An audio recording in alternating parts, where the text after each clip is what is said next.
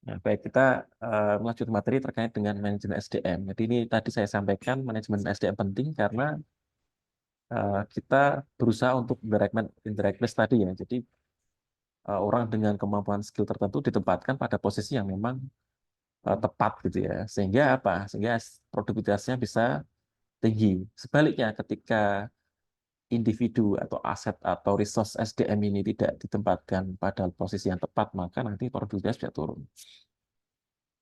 Nah, beberapa definisi dari ahli ini eh, kata kuncinya adalah terkait dengan ya optimalisasi pemanfaatan pengelolaan individu ya, kemudian untuk mencapai tujuan sesuai dengan kebutuhan organisasi. Jadi memang sudah ada tujuan organisasinya dulu, sudah ada kebutuhan, kemudian baru dibutuhkan ya, untuk pengelolaan atau manajemen SDM-nya. Nah, ruang lingkupnya apa saja? Ada tiga ya. Sebentar, saya sambil coret. Yang pertama terkait dengan pengadaannya atau rekrutmennya gitu ya. Fungsi operasionalnya nanti di pengadaan, kemudian subfungsinya nanti prosesnya apa saja, mulai dari perencanaan. Nah, ini nanti yang akan mengatur biasanya ranahnya siapa? Ya, middle management ke atas ini ya, yang direncana perencanaan gitu ya.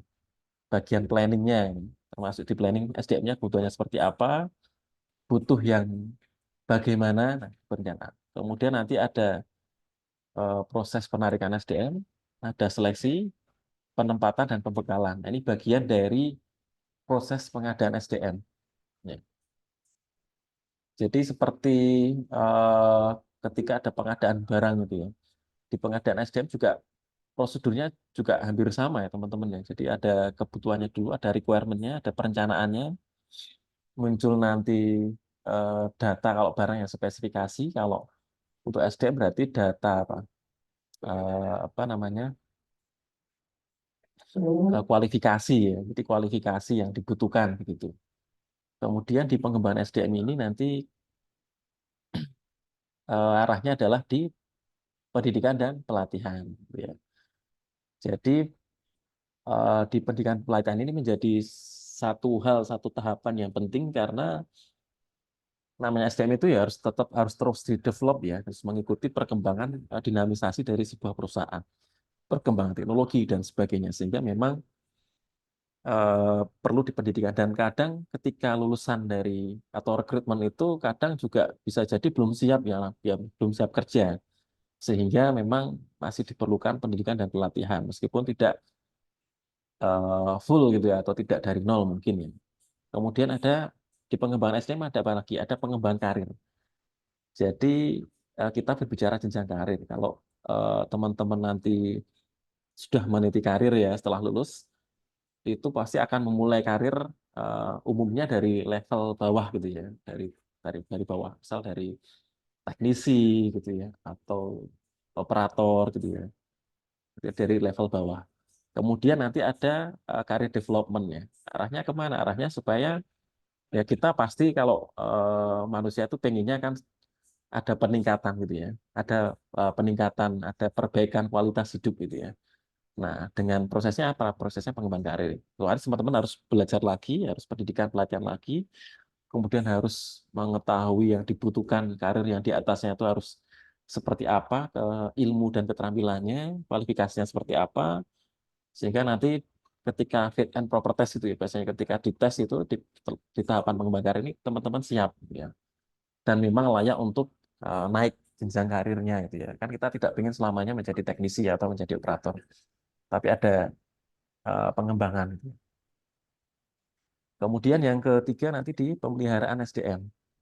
Nah, pemeliharaan SDM ini sub-subnya atau operasionalnya nanti ada kaitannya dengan kompensasi ya. Jadi bagaimana supaya karyawan itu kerja di tempat kita atau kerja di sebuah perusahaan itu mereka nyaman dan merasa dimanusiakan gitu ya. Jadi diberikan hak-haknya karena ketika hak karyawan diberikan dengan maksimal, ada kompensasi, maka juga karyawan otomatis akan memberikan kewajibannya, ya, menjalankan kewajibannya dengan maksimal gitu. Kemudian nanti ada juga proses integrasi. Jadi memang ada beberapa SDM yang mungkin untuk diintegrasikan, nanti bisa diintegrasikan.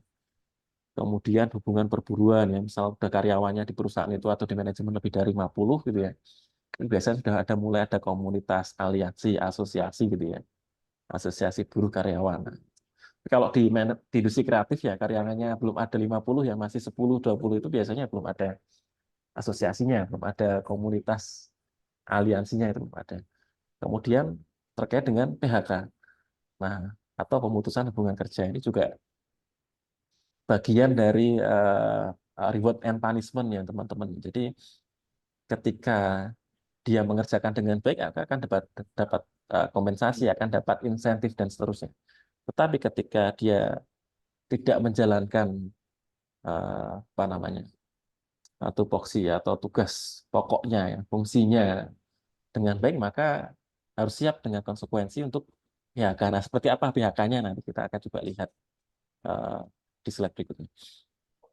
Kemudian selain fungsi ini tadi ada 3 fungsi ya, pengadaan, pengembangan, pemeliharaan, juga ada instrumen ya di manajemen SDM itu mulai dari analisis jabatan, kemudian penilaian prestasi kerja dan evaluasi jabatan. Oke. Nah, ini untuk sekedar tahu kalau ini ya. Oke, oke, kalau manajemen SDM dengan manajemen personalia, nah, ini sebenarnya hampir-hampir mirip ya. Kalau manajemen personalia itu karyawan dianggap sebagai salah satu faktor produksi saja, ya. Jadi untuk bagian produksinya. Tetapi kalau manajemen SDM gitu ya, itu dianggap ya aset ya. Karyawan itu menjadi salah satu aset ini, aset kekayaan, aset milik berharga perusahaan yang harus dipelihara, dipenuhi kebutuhannya dengan baik. Jadi kalau berbicara manajemen SDM berarti otomatis lebih luas. Kalau manajemen personel itu lebih, oh dia bagian hanya mengurusi di produksi saja atau bagian produktif saja. Ya, itu manajemen personelnya. Tapi kalau di manajemen itu menganggap SDM sebagai aset ya sebagai aset, ya, sesuatu hal yang harus dilindungi, kekayaan, eh, hal yang berharga bagi perusahaan, maka eh, lebih tepatnya kita menggunakan istilah manajemen SDM. Oke, kemudian tujuan SDM ada 4, dari tujuan organisasional, fungsional, kemasyarakatan, dan personal. Kita lihat satu-satu. Tujuan organisasi. Kalau ada pertanyaan silahkan ya, bisa dipotong tidak apa-apa. Di chat atau bisa raise hand boleh silakan. Tujuan organisasi, ya. Tujuannya apa? Tujuannya yang terkait efektivitas organisasi. Ada yang mau tanya? Belum ya? Oke. Oke. Kemudian efektivitas organisasi ya. Kemudian departemennya memberikan dukungan dan hal-hal terkait dengan pengelolaan SDM. Oke. Tujuan fungsional. Nah, tujuan fungsional tadi selain organisasi ada fungsional, kemasyarakatan, dan tujuan personal. Ini masing-masing ya. Silahkan bisa dicermati ya. Eh, apa namanya masing-masing ya tujuan manajemen SDM ini ya. Bisa agak percepat. Kemudian fungsi SDM. Nah, ini yang tidak kalah penting ya, teman-teman. Nanti akan berbicara tentang persiapan dan seleksi, pengembangan evaluasi, kompensasi proteksi, dan hubungan karyawanan dan audit. Oke, dari salah satu ahli ya. Jadi di masing-masing fungsi ini ada subfungsinya, mulai dari persiapan dan seleksi. Nanti di sana ada proses ya analisis desain jabatannya, perencanaan SDM, proses rekrutmennya, seleksinya. Kemudian di tahapan atau fungsi pengembangan dan evaluasi nanti ada orientasi, penempatan PHK, pelatihan, pengembangan, perencanaan karir, dan penilaian kerja. Di kompensasi dan proteksi nanti akan ada terkait pengaturan apa? Upah, gaji, insentif, tunjangan, layanan. Kemudian terkait dengan K3, atau K3L atau K3LH, gitu ya. Keamanan, keselamatan, kesehatan. Karena K3 itu juga menjadi kebutuhan, kebutuhan atau hak dari karyawan untuk memberikan rasa aman dan bekerja dengan sehat. Kemudian hubungan karyawan, nanti ada serikat audit MSDM. Ya. Nah, fungsi-fungsinya, jadi mulai dari penyediaan staf atau staffing, pengembangan, ya, Human Resource Development, HRD gitu ya, lebih familiar ya. Kemudian ada kompensasi, keselamatan kesehatan, hubungan karyawan dan perburuan sama. Nah, penyediaan staf ini proses untuk memastikan bahwa organisasi memiliki karyawan yang tepat, jumlah karyawan yang tepat, ya, dengan berbagai keahlian atau kualifikasi yang memadai untuk menjalankan pekerjaan yang tepat pada waktu yang tepat untuk mencapai tujuan organisasi. Tadi sama ya. Jadi definisi manajemen SDM tadi kan harus disesuaikan dengan tujuan organisasi. Jumlahnya harus tepat, jangan sampai jumlahnya kurang, ya. Nanti kasihan karyawannya ya, tenaga kerjanya ya, SDM-nya. Atau kelebihan, kalau kelebihan nanti kurang produktif. Betul. Kemudian penyediaan staf mencakup jabatan, perencanaan jabatan. Oke. Yang kedua, pengembangan SDM. Ya, pengembangan SDM ini, bentar. Ya, terdiri dari pelatihan pengembangan, tapi juga tidak hanya pelatihan pengembangan, tapi aktivitas-aktivitas perencanaan dan pengembangan karya individu, pengembangan organisasi, manajemen dan penilaian kinerja. Atau ada istilah nanti ya untuk penilaian kerja itu ada namanya KPI ya, Key Perform Indicator. Jadi indikator untuk penilaian kinerja. Jadi dikatakan kinerjanya bagus ya atau tidak nanti berdasarkan indikator yang sudah ditetapkan. Oke. Kemudian kompensasi. Nah, kompensasi ini terkait dengan imbalan ya, yang diberikan karyawan atas penghargaan atas jasa mereka, gitu ya. Mulai dari finansial langsung, ya, ya, meliputi gaji, upah, komisi, bonus. Ya. Kemudian finansial tidak langsung atau tunjangan, meliputi cuti dibayar, cuti sakit, liburan, asuransi kesehatan, BPJS. Kemudian kompensasi non finansial berupa apa? Kepuasan yang diterima, kenyamanan. Ya. Sehingga kerja itu kalau sudah seseorang bekerja itu nyaman gitu ya, puas ya dengan pekerjaannya itu maka eh, apa namanya dia mendapatkan penghargaannya atau apa namanya apresiasi dari perusahaannya itu lebih baik gitu ya. Kemudian terkait keselamatan dan kesehatan. Keselamatan ini melindungi ya, karyawan dari luka-luka yang diakibatkan dari kecelakaan. Nah, ini ada dulu teman-teman sudah ikut di mata kuliah K3 ya. Kemudian ada kesehatan ya, terbebas dari penyakit fisik ya maupun non fisik atau emosional gitu ya. Jadi kalau bekerja itu jangan sampai ya, fisik ya penyakit fisik batuk, pilek, ya demam dan seterusnya maupun yang non fisik atau emosional. Jadi bekerja tapi kondisinya moodnya tidak bagus ya atau sedang emosinya tinggi gitu ya, pikirannya terganggu gitu ya dan sebagainya. Nah, ini perlu ya untuk keselamatan dan kesehatan karena apa? Penting kenapa? Karena supaya bekerja dengan aman ya dan bisa produktif ya, bisa memberikan manfaat jangka panjang bagi organisasi. Oke, hubungan karyawan dan perburuan. Nah, ini berbicara serikat pekerja kalau tadi ya lebih dari kalau tidak salah ketika manajemen atau perusahaan itu sudah ada 50 karyawan itu ya, 50 orang gitu ya. Di dalamnya itu nanti akan ada sudah ada muncul serikat pekerja itu ya dan seterusnya. Oke.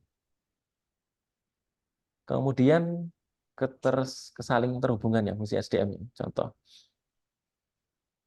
merekrut calon-calon berkualitas terbaik hanya akan membuang waktu, tenaga, dan jika kompensasi yang dinilai tidak bisa menerima. Sistem keuangan yang baik tidak akan efektif tanpa ditunjukkan lingkungan kerja yang aman, sehat bagi para pekerja. Oke. Jadi eh, lingkungan kerja itu menjadi penting ya. Kalau lingkungan kerjanya nanti kurang aman ya dan kurang sehat, maka juga eh, apa ya, efektivitas ya, produktivitas juga tidak akan tercapai. Nah, ini apa namanya bagannya siklusnya ya, teman-teman ya. Manajemen SDM itu terkait 5 hal tadi. Kemudian ada 4 aspek ya, mulai dari pemasaran, operasi, area fungsional, dan keuangan. Ya. Lingkungan ini lingkungan internalnya. Ya. Ada pemasaran, operasi, fungsional, area fungsional lain yang produksi dan sebagainya, keuangan. Kemudian lingkungan eksternal, nah ini teman-teman harus paham ya. Yang disebut lingkungan internal itu siapa, yang disebut eksternal itu siapa. Nah, yang eksternal itu contohnya apa? Masyarakat, ya. Kemudian teknologi, peristiwa tidak terduga. Kemudian supplier ya, penyedia itu juga eksternal. Yang internal siapa? Pelanggan itu juga eksternal. Ini eksternal yang di luar kotak ini ya, di luar yang di sebelah sini,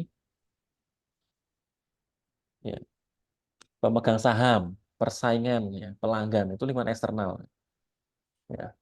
Legal, pasar tenaga kerja, nah, ini lingkungan eksternal. Nah, internal mana yang pemasaran, eh, apa namanya, operasi, area, fungsi dan sebagainya. Oke, bentar ya teman-teman.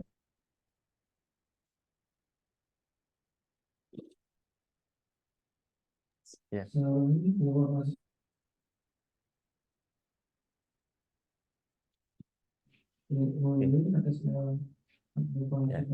Ya, sedikit lagi ya teman-teman ya, 5 menit ya. Oke, sudah dicatat. Oke. Satu, satu pembahasan terakhir ini ya. Saya percepat. Oh, masih ada beberapa. Saya cepatkan ya. Di proses rekrutmen. Nah, ini ada beberapa proses yang penting ya teman-teman ya. Di tahapan procurement ya. Jadi pengadaan, kemudian ada job analisis ya. Kemudian harus ketika menentukan jumlah karyawan itu apa pertimbangannya, ya, dari workload-nya, ya analisis workload-nya, dari beban kerjanya, kemudian dari workforce-nya dan sebagainya. Kemudian job analisis dirumuskan dari apa? Ya, dirumuskan dalam bentuk job description dan job specification. Nah, ini agak cepat kan ya. Kemudian ya jabatan ini contoh teman-teman, contoh persyaratan atau spesifikasi jabatan. Ya, nah, nama jabatan, kode jabatan dan seterusnya. Ini mungkin nanti saya tidak keluarkan ya, ini sebatas untuk pengetahuan aja. Kemudian job analisis, ada proses rekrutmennya. Kemudian tadi ada kendalanya, ada metodenya, metodenya tertutup dan terbuka. Nah, nanti bedanya apa ketika rekrutmen terbuka dan tertutup? Oke. Kemudian seleksi pegawai, ya. Nanti stepnya disesuaikan dengan kemampuan perusahaan ya, kemampuan manajemen gitu ya. Kemudian eh, apa namanya pendekatan seleksi salah satunya ya dengan ada wawancara isi blanko, wawancara, tes, kemudian latar belakang, ujian kesehatan itu beberapa yang apa namanya yang sering dipakai gitu ya pendekatan eh, yang sudah dari tahun berapa ini 96 ya pendekatan yang dipakai ada pendalaman materi kemudian nanti akhirnya diputuskan diterima atau ditolak. Oke. Yang terakhir terkait dengan penilaian ada alat-alat pengujiannya indikator keberhasilan dan penilaian kinerja. Silakan nanti bisa dibaca lagi ya setelah kuliah ini ya nanti untuk di pendalaman masing-masing. Nah, oke. Rasio seleksi gitu ya. Jadi jumlah apa namanya? Jumlah pelamar dengan total sumber pelamar ini. Kemudian penilaian kerja. Jadi dari pegawai bekerja, prestasi kerja, perusahaan menilai standar prestasi. Ya. Ya, nanti silahkan bisa dibuka. Kemudian proses penilaian. Yang dinilai siapa? Semua pegawai. Yang menilai siapa? Ya atasannya langsung, bisa atasan yang lain, di cross gitu ya. Kemudian rekan kerjanya sendiri gitu ya. Apa namanya, peer to peer ya. Kemudian diri sendiri juga bisa self assessment gitu ya. Jadi menilai, oh kayak saya belum layak gitu ya, itu juga bisa. Oh saya sudah layak, saya sudah qualified, saya belum qualified gitu ya. Kemudian atau yang menilai bawahannya, apakah bisa bisa ya, bawahan menilai atasan gitu ya. Oh itu dalam memimpin kurang seperti ini. Nah itu juga bisa. Atau manajer personalia, atau pihak eksternal kita mendatangkan konsultan, atau kombinasi dari beberapa yang disebutkan tadi sebelumnya. Kemudian objeknya manusia ya, dimensi waktunya nanti prestasi ya, saat ini, kemudian potensinya. Jadi juga dilihat yang dinilai itu selain prestasi saat ini ya, jadi current performance-nya saat ini, juga dilihat ya potensi pengembangannya, jadi future-nya, ya potensi kedepannya dari seseorang itu kan juga perlu dinilai. Ya, berdasarkan apa tadi sifat karakteristik, kemudian hasil yang dicapai saat ini gitu ya, bisa dianalisis nanti kedepannya akan seperti apa. Ketika prestasinya banyak, maka otomatis ke depan akan seperti ini. Ketika prestasinya kurang juga nanti, oh berarti ke depan juga kurang ini motivasinya dan seterusnya. Oke. Mengapa diperlukan penilaian? Ya, karena ya tadi untuk memelihara potensi, meningkatkan prestasi dan seterusnya. Oke, sampai situ ya teman-teman SDM. Ya, ini materi banyak ya, ada apa namanya kuliah sendiri sebenarnya, tapi kita dipadatkan dalam satu pertemuan untuk SDM. Jadi kita ya belajar kulitnya saja ya, dari luarnya saja. Nanti yang lain silahkan bisa dibaca-baca di dalamnya. Ya. Saya untuk kuis tidak akan masuk sampai detail di dalam ya. Kita cukup nanti di pengetahuan umumnya saja. Gitu. Ya ada pertanyaan terakhir silakan. Masih ada waktu 3 menit.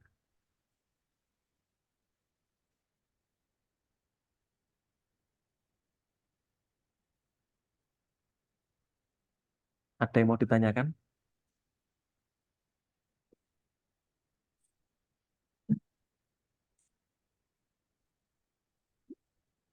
Sudah cukup jelas?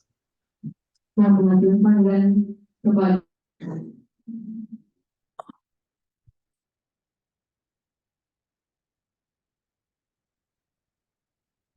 informasi kami dengan hal selesai dikerjakan.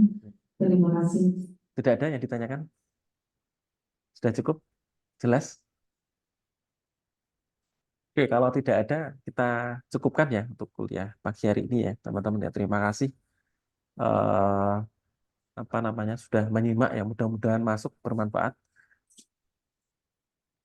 dan kita coba akan tes minggu depan dari materi SDM ini dan sedikit terkait penghitungan kemarin di finansial kita BEP saja. Nanti yang lain-lain ROI dan seterusnya mungkin next time ya. Nanti teman-teman eksplorasi sendiri. Minimal BEP. Sebenarnya BEP sama ROI tapi BEP aja. Begitu, terima kasih. Kita tutup dengan berdoa.